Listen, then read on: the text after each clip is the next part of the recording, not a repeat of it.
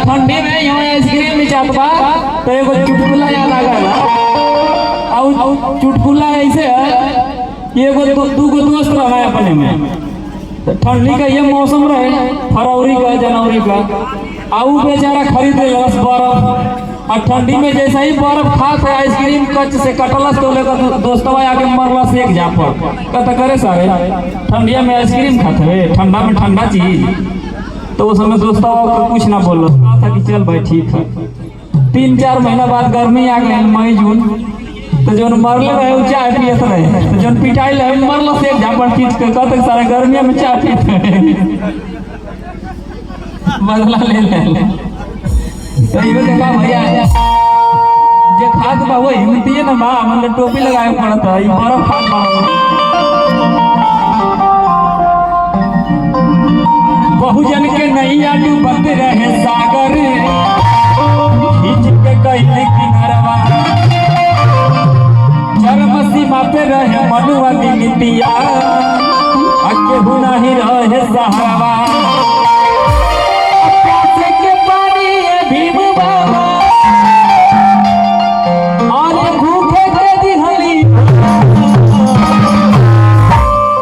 हम बहुजन हमर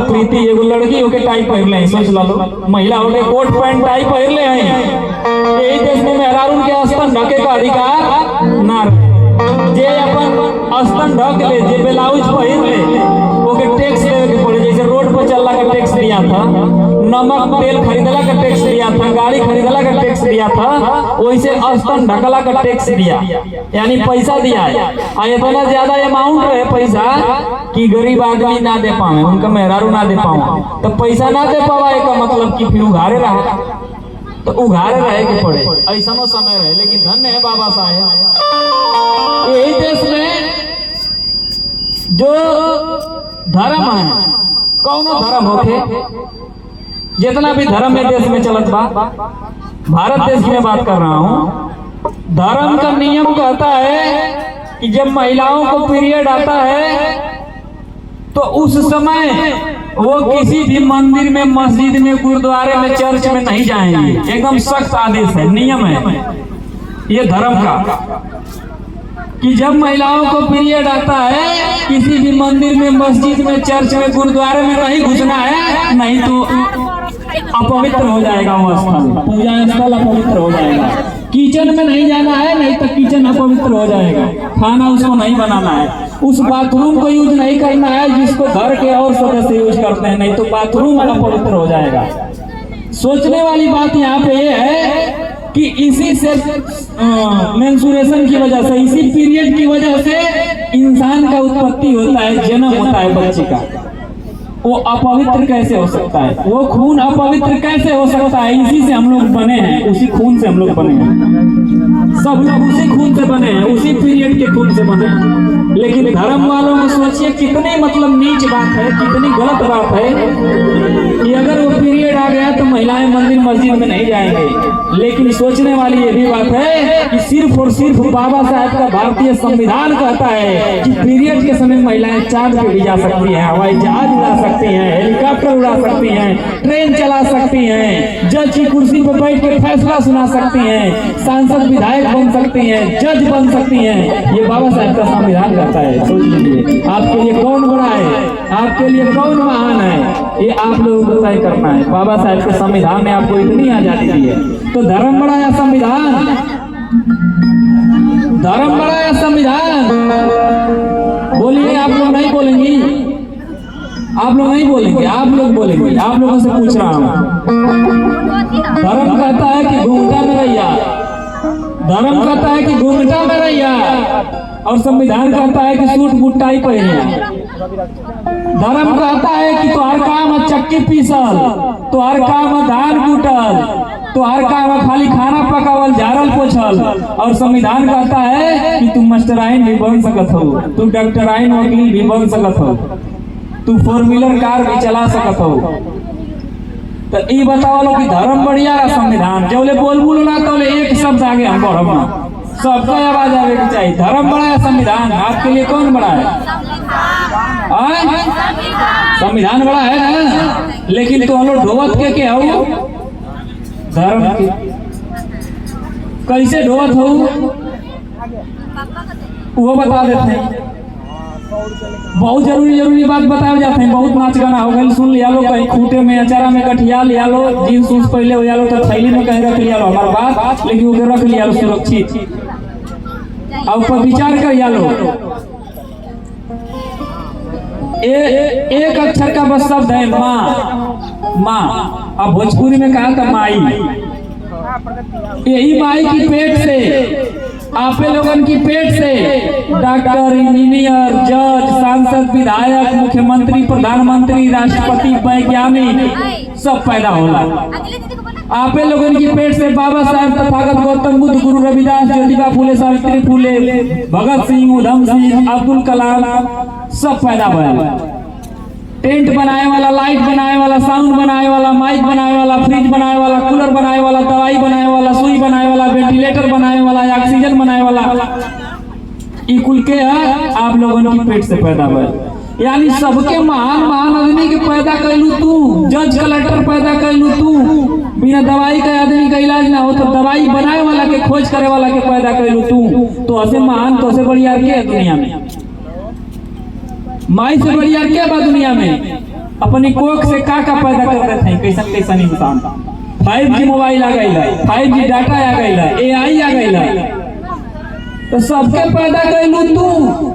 लेकिन तू अपनी शक्ति के ना पहचाने लू, तू माटी के मूर्ति के जाके कहलू कि ये माई हम तो कुछ ना, यो ना तू हमार कोनो औकात नहीं। सोचा, जबकि तो ऐसे बढ़िया, तो ऐसे महान केहू नहीं थे, लेकिन तू अपन शक्ति भुला गईलू, माटी की मूर्ति के जाके कहो कि ए माई हम कुछ नहीं, जो ना तू हो। एक फोटो व्हाट्सएप पर देखनी, फेसबुक पर देखनी, इतना बढ़िया दीवाल बना के, वही दीवाल में एगो करिया रंग का सीमेंट से कुत्ती बनावल रहे, वही पर लिखल है जाओ कुतिया माई।